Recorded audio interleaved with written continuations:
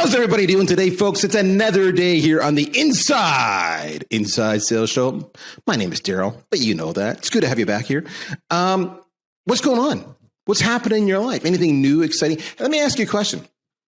How are you feeling?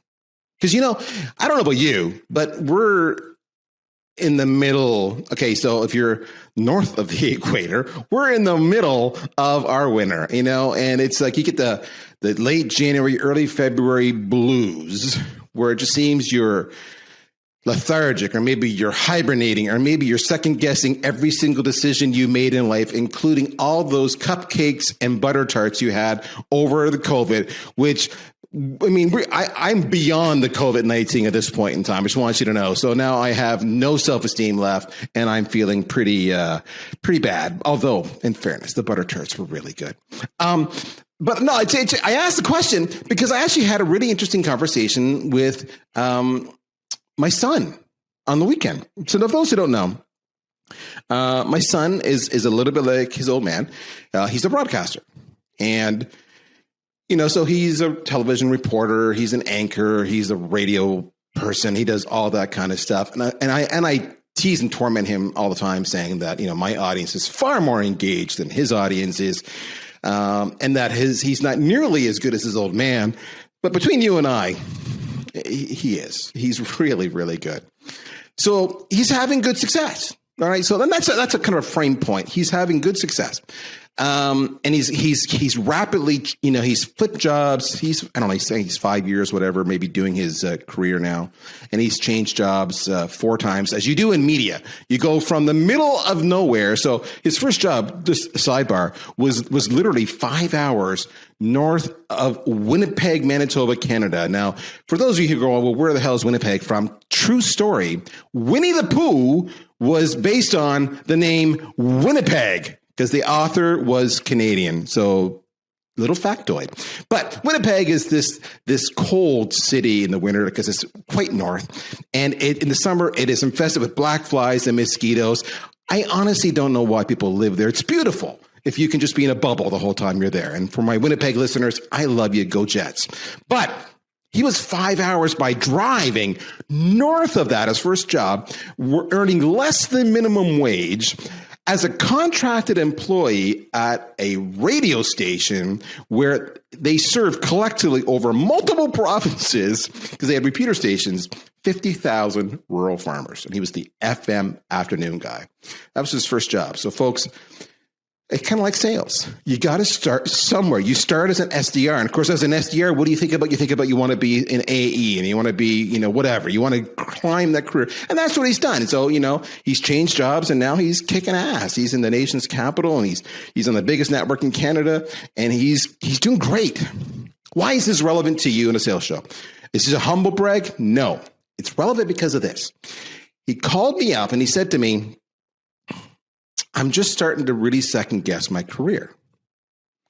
And I'm not sure this is what I want to do forever. And the anxiety of having a deadline every day and having my job, my assigned story change often 2-3 days of the 5-day week, midday, because another news story has developed. So drop everything you're doing and you have to do this. And by the way, you still have a deadline because we go to air, the news is at whatever time, 5-6 o'clock, whatever.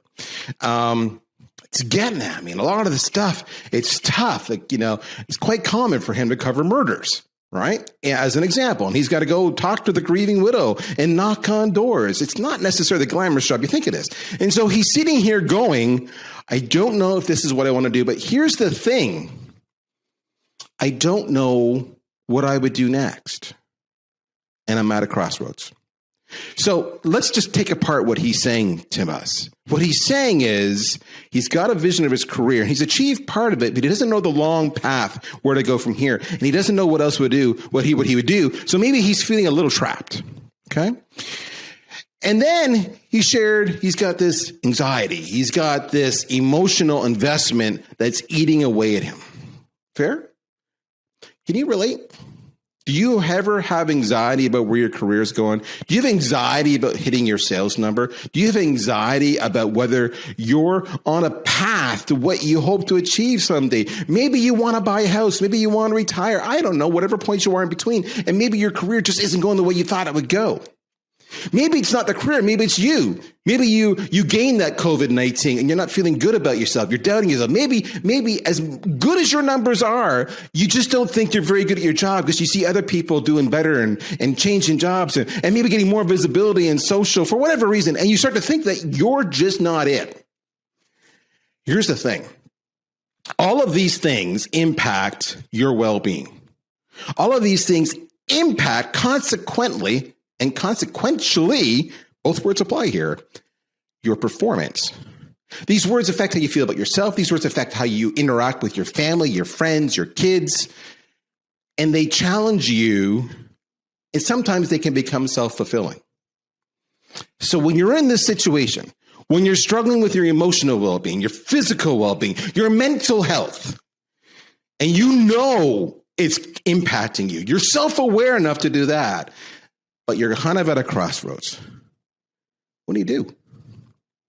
Well, I've been there.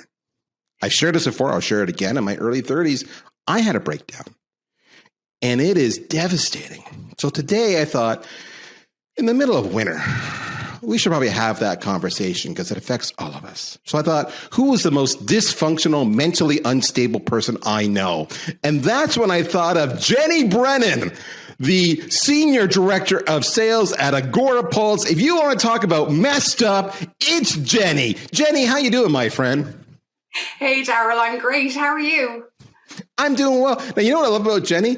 If you're watching on video, she's got kind of that mid-torso shot up, the headshot, the classic headshot. But what has she got? She's made sure she's got a shirt that says Agorapulse right in the branding. She's nailed the branding. She may be a mess, but she's got awesome branding. So there you have it. I'm teasing. Jenny, I'm giving you grief. Just so we're clear on this, Jenny is not a mess. In fact, she's quite the opposite. She's a dynamo. She's been like this up and coming star in the sales world. People are talking about her. And she's got the best accent. But here's what really matters, folks, okay?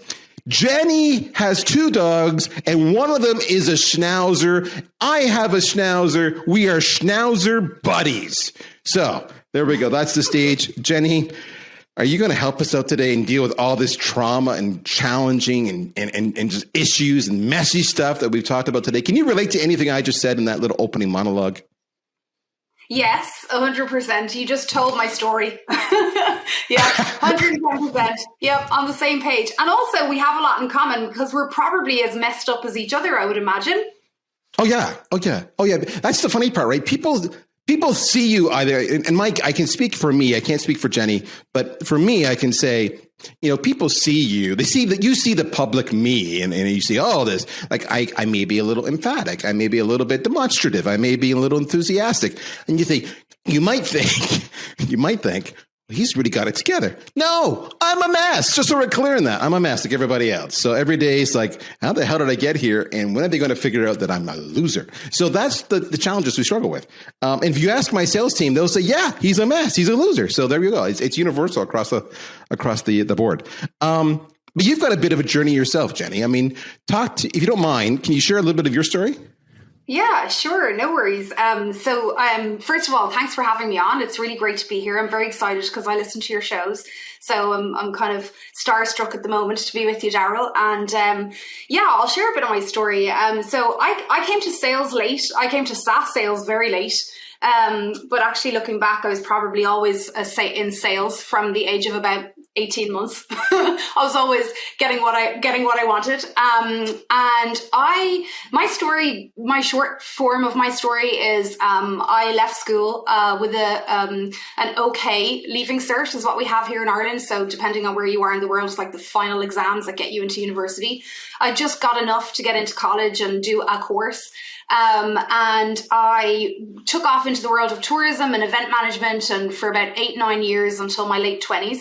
At which point I, with my husband, who I've been with since I was 19, and we're still together, amazingly, he still puts up with me. We had a baby in our late 20s, and I kind of walked away from my career, if I'm honest. I kind of decided, I'm just going to stay at home, be a stay-at-home mom, which I don't regret. I love that decision. I had great time with my kids, but I lost myself. I lost my purpose, my sense of, what else was there for me to be focused on. And again, I love my children very, very dearly, but I'm also quite a driven person. I like to achieve, I like to win, I like to challenge myself, I like to learn. And so from my kind of late 20s to my early 30s, I suffered from a lot of anxiety and postnatal depression. And I won't go into all of it, but basically it landed me at the age of about 34, 35, when the recession had really affected us as a family. So like 2008, I think, is the year that most of us probably remember where we were when everything broke out on the TV. I was feeding a child.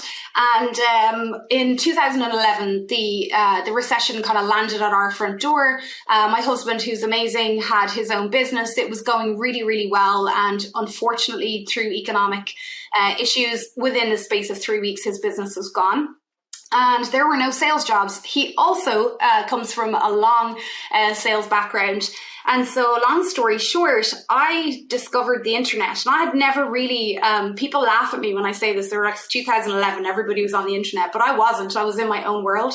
And I remember sitting at the kitchen island in our house one night, and I had this like really crappy broadband. We've talked about this before because we both live in a rural place. And I put it in a sandwich bag, and I put the sandwich bag out of the fly window in the kitchen to get a good enough connection for Google. And so I typed in how to make money from home. So I typed in how to make money from home because I didn't want to go back into the rat race. I didn't want to go back into the childcare and the expense of it all. And anyway, there was no jobs. So I came across this whole concept of social media marketing. I literally just fell into a webinar that was being run by a lady called Mary Smith, who's known in the world of social media as the Facebook Queen. And I was like, this is really cool. Like, she's in sunny San Diego.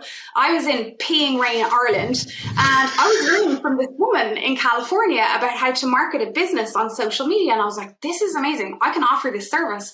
And my husband was like, what are you talking about? You don't have the first clue about marketing. I was like, I'm going to figure it out. And I figured it out, and I learned and I absorbed as much as I possibly could. Eventually, again, long story short, and there's lots of funny anecdotal things in between, I started my own boutique agency.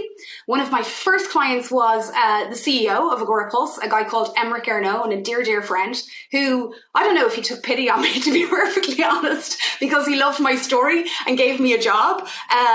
But I started working with him, and I borrowed money to go to San Diego the following year to learn from all these social media influencers, all these people who knew what they were doing, because I wanted to bring the latest and greatest stuff back to Ireland, and I wanted to offer the service. So I learned how to sell. I learned how to set up a business. I learned a new craft. I learned how to sell. I learned how to hire people. And I was like, oh, I can sell. Again, long story short, Agorapulse was going really, really well. And 5 years ago, Emmerich said, please leave your business and come work for me. We're going to be huge. This is going to be big. You're going to love it. You're going to get to learn lots of new skills. And we don't have anybody heading up the sales department inside of Agorapulse. And I was like, I've never done SaaS sales. I don't know the first thing about it. And he's like, you'll figure it out. So that is exactly what I started to do 5 years ago. And it's been one heck of a journey over the last 10 years. So that aligns really well, if you will, for lack of a better metaphor, with what I described my son, kind of going into this whole, like, how I got here, I don't know, but all of a sudden I've had phenomenal success building upon it. So you should logically, at this point in time, be on top of your game, have no emotional, physical, mental health issues, have no self-doubts, because you've proven to yourself that you can survive when the going gets tough, and you can reinvent yourself, and people respect you, and they actually go after you and recruit you and empower you. So why are we having this conversation, Jenny? Yeah, well, there's always a monster that lives in some part of my head. And I think I've said that to you before, I try and make it live over in that side of the room and tell it to be quiet and sit down. But there's always this aspect of me that kind of goes back, I think, to, things that maybe occurred in my growing up years. And I've done a lot on NLP. I've done a lot of therapy, be straight out there and say it. It's really important, and I think there's always a part of me, because I'm such an overachiever, when I've learned something and I get to that stage, then I'm not satisfied. There's this period of kind of, I've got to figure this out again, and it gets a little bit wobbly for me. But then when I start to achieve small little steps along that piece of the journey, then I start to feel empowered again, and then I start to feel confident again. But what I've learned in the last few years is that if I'm not looking after myself on very basic levels, none of that can happen. So like none of the mental or emotional stability that I need will happen if I don't prioritize what I actually need to be in a good place, to continue to grow and be of service at the end of the day to the people that I work for and my team. Okay, so this is where we're going to take a left turn, folks. The theme hasn't changed, but you're probably thinking this is going down a road solely of mental health, mental well-being, and we will continue that conversation. But Jenny just made a reference about effectively, if I have these little wins, if I do this, if I do that. All of this comes into how you are successful, how you take care of yourself. She said, if I just take care of myself. Okay. She mentioned therapy. I went to therapy too after I broke down, by the way. So she was smarter. She went to therapy, I think, before she broke down, but either way, self-aware, right? Self-aware. So, and then doing something about it. So that's the first step. It's just admitting you might have a problem. That's what they always say, the 12-step process, admitting you have a problem, and then asking for help. Okay. But you talked about taking care of yourself. So there's lots of ways that we can take care of ourselves. Can you share 2, 3, 4, 5 different ways that you collectively take care of yourself, whether it's mental health or other ways that help fuel your success in your sales career? Yeah, sure. I mean, talking about my sales career specifically, I think I alluded to that. I'm an overachiever, and 100% is probably never good enough for me. I always want to surpass it. And what used to happen to me was I would be so focused on the goal that I would not be focusing on those small incremental steps that I could make every single day to get me to that goal. So focused on the big thing, and oh my God, am I going to get there? And how am I going to get there? And when is this going right? And is that going right? That what I needed to do is step back and even just look at how I structure my day, right? So like, if I don't put Jenny first at the beginning of every day, nobody's going to get the best version of me, like including myself. So the first thing I do every morning, I meditate, I exercise, I have a cup of tea, I journal, and of late for this month, I've removed all the social media off my phone because I found in COVID that I was just like diving into apps before I got out of bed, and I was wondering why I was starting to feel really anxious again. And again, you alluded to it earlier on. I'd be looking at other people on LinkedIn, sales leaders, and go, oh God, they've got their shit together. They really know what they're doing. They're going to find out about me. They're all going to know. And like, I was starting to get this imposter syndrome and that anxiety again. And I know from the past that when I put in a really good routine around my morning, around my food, around my exercise, and a bit of time just to reflect and think, okay, what have I got to focus on today in terms of my process? How many calls do I have? When I started to do that, it just all started to build, like building blocks, and the success just follows. It really does just follow. When I'm not doing that, everything goes off the tracks. All right, so let's examine. We're going to keep on this dialogue. We got lots to cover, but let's just kind of parcel out some of the action items that you can do, learning from Jenny. And I will say I do much of what she says as well. So one of the things I heard Jenny say was she takes time to meditate, exercise, have her cup of tea, and she chose intentionally to turn off social media to start her day. Yeah. All right. It's the first part. I'm not dissimilar. For me, it's like I have to get up. I have to just immediately get a cup of coffee, go to a quiet spot in the house, got a favorite chair. It's wonderful. and I sit and I read the news. And I mean, not just like news. I mean, like news, Reddit, any kind of like conversation that's nothing to do with SaaS sales, nothing to do with technology, nothing to do with marketing. It's literally just what's going on in the world, what's going on in your community, what's going on in your village or your city that you live in. People, hey, what's the latest feature on the iPhone and can that apply to me? In other words, it takes my mind away from the day. So I'm not stressing. And I allow myself to wake up slowly, and then I get ready for the day. And then the next thing she said she does is she sets her goals for that day. She's been very intentional with her time. All right. So she's developed a plan, and she said, if you do all this, everything falls in place, which is really big, right? So in other words, I'm assuming you've seen, I know I've seen, and I know everybody who's familiar with the A-Team knows I love it when a plan comes together, right? That's the classic line. I love it when a plan comes together. In other words, when you have a plan and it actually comes together, you achieve your goals. You can't hyperventilate about achieving or not achieving the goal if you've got a plan, because if it works out right, it's a good plan, away you go. And yet I see too many salespeople, Jenny, never do a daily planner, never do a call planner. And then they wonder why they're struggling. So for you, you're telling me that was really, really important. Yeah, it was really important because I was really bad at that. Like I didn't plan my day. I never put anything in a Google Calendar. If you look at my Google Calendar now, everything is color coded, from my CrossFit session to my lunch to my time with my kids and some people might think, oh, it's a bit overkill, like you've got everything in your life organized, but I just have those blocks.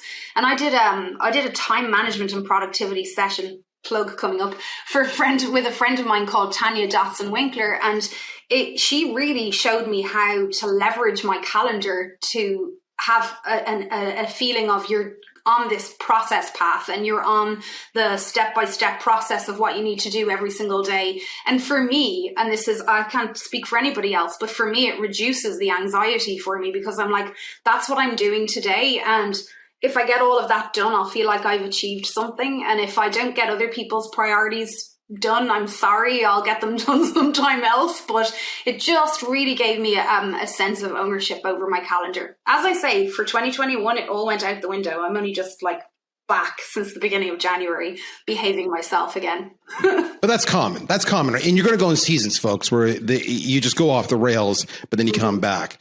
But I think it's really important is that a couple of things, right? When you do that time management, so you have a routine, whatever your morning routine is, and then your daily routine, your work routine, it's somewhat structured and intentional. When you do that, two things happen. Your anxiety levels drop dramatically, and your sense of control increases dramatically. All right. So that's big. All right. What other things have you done to help you with this overall well-being so you can be successful? Yeah. I think for now, it's about focusing on making some plans to have some fun, capital F-U-N. Last year, we've been living in this like really weird time of the pandemic with lockdowns, and different countries have been different. And I really fell into just being in the work zone all of the time. So even when I was like not at work, I was in work up here.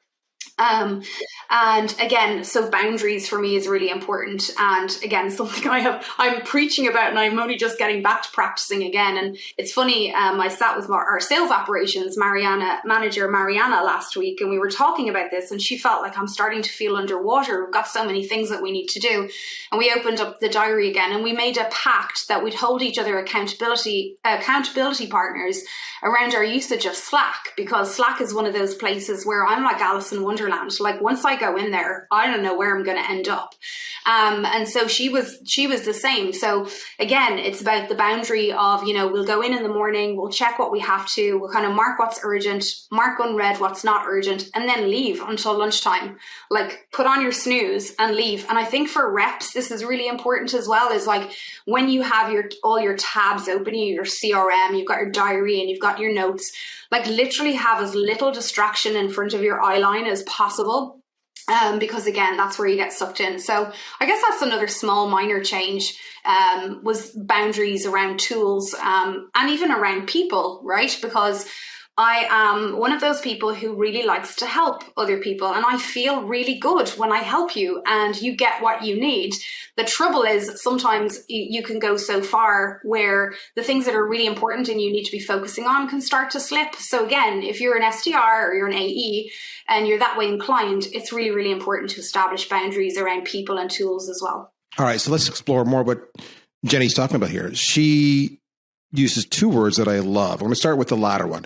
She referenced accountability partner, and that's something not everybody's familiar with.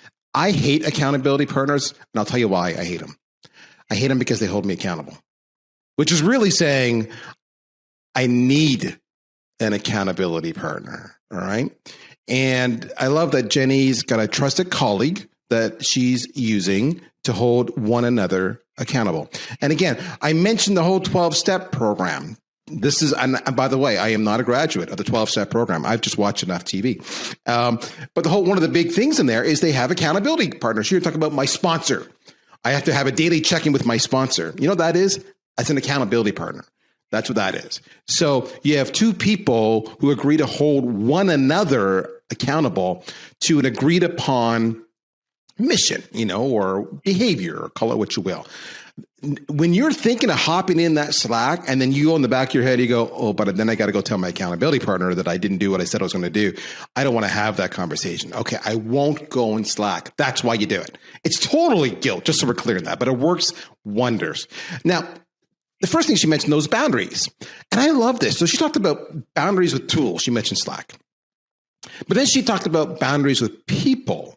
There are certain people who will just suck all the time away from you. You can imagine, talk nonstop. Before you know it, you can't get anything done. So you got to have those boundaries with them. I'll go one step further and I'll say boundaries with assignments. And this is the one thing that took me a long time to figure out. Listen, if your daily routine is three things, or your boss keeps dumping stuff on you, there comes a point in time when you say, instead of saying, okay, and you're getting more and more and more anxious, oh my God, you say, boundary. If you want me to do this new task that you've given me, I can't, what do I have to give up? So true story, I had the CEO of my company come to me the other day, and we're doing some, we're making some changes here at the company, like everybody does at this time of the year. You go, new year, we're going to fix the sins of the old and have the new year with changes. And as some of those changes have, at least in the short term, given me a bigger workload. So the CEO, that grand poopah, comes to me and says, I need you to do this. And I go, I knew I couldn't. I knew because I had more burden, that new changes. I have more stuff. I pushed back and I said, because of what we're doing, I've got a bigger load. Either you do this instead, or I'll do it, but I need to give you something else. So I pushed up to the CEO. You know, his response was, great idea. Okay, good. Yeah, I'll do it. No problem. It's amazing. Don't be afraid to have a logical conversation around boundaries. Okay, so that is brilliant. Now, I want to go back to something you mentioned here. You mentioned that you were going to figure out social media. Said another way, you mentioned that you're going to master your craft. That's really what you're alluding to, yes. Which is a never-ending process. Is that part of this whole self-help well-being regimen, mastering your craft, or is that separate? I just want to make sure I'm clear on that. Yeah, I would say it's a part of it. For me, well-being is linked to how I feel about the progress I'm making in my work. So yeah, it's definitely linked. Mastering your craft. I mean, I read a lot. I listen to podcasts. I have Audible on my phone. I'm always learning. I think it's really important to have a level of humility that, like, it's great that I've learned what I know so far. And there's lots of people who know a hell of a lot more than me. And I love learning. I love learning from other people. I love asking dumb questions because it's just always development, and we're all on different trajectory on our learning curves. So yeah, it is definitely part of this well-being piece for me anyway. Has anybody in your organization, because you've been there now, if I recall, you're saying maybe ballpark 5-ish years, give or take. Has anybody noticed that you've taken ownership of your well-being and remarked upon that or made any observations back to you? People noticed that I had taken my hands off my well-being. So members of my team, my AE team, who are wonderful, and some of them have been with me since the very beginning, called me out and they said, "You're working too hard. You're here too long. You're sending too many messages in Slack." And it was amazing because we have this culture of feedback in our company where it doesn't matter what role you're in. If there is something happening that's impacting your day or you see is impacting somebody else's, we're encouraged to give each other feedback to help each other. And so I wouldn't say that, my fabulous well-being impact has started to filter through, but I noticed in 2021 that one of the things that I think people really love working with me for is my enthusiasm and my energy and my upbeat positivity. And that definitely, the shine had gone off the silver last year for sure. And I think some of my colleagues definitely noticed that I was more anxious, a little bit more worrisome. And again, it was just all back to Jenny wasn't looking after Jenny. And so if you're not in that place again, you're not going to be able to have a positive impact. And I feel also it's my responsibility to myself, but also again to, the people who are on my team. And especially when you're in leadership, whether you're a manager or a VP of sales or whatever it is, other people are watching, even subconsciously. You might not think it, but they are. They're seeing how you're looking after yourself or not, as the case may be. And a very quick story, our CEO, Emmerich, who's a big proponent of feedback inside the organization, interviewed one of my AEs last year.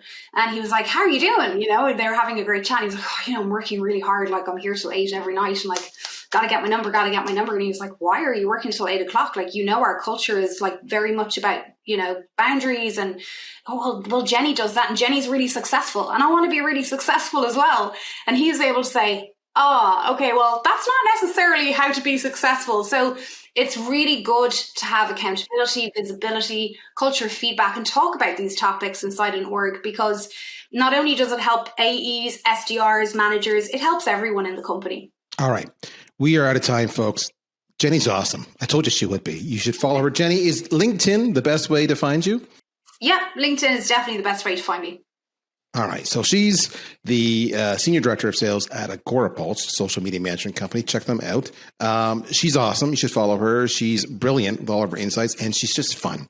Let's recap some of what we talked about today, folks, because we talked about a lot. And, some of this could be hitting close to home, and maybe your head went down a rabbit hole because of something that Jenny or I said, and you kind of miss a little bit. So the recap is this. We talked about your mental health being really important. And don't be afraid to ask for help or get help, therapy, whatever, right? We talked about recognizing you have an issue. There's no shame in that. Trust me. It's only strength. We talked about a daily startup routine. We talked about planning your day, your calls, your objectives, whatever it was. Reduce that anxiety, increase your confidence. And she said that success will follow. We talked about setting boundaries, whether it be tools or people or assignments. All right. So that way, again, you can manage your well-being. Talked about an accountability partner. Those are all tips and tricks that are brilliant. In a recap, what does all this umbrella cover? We're talking, kids, about your emotional, your physical, and your mental health. It's important.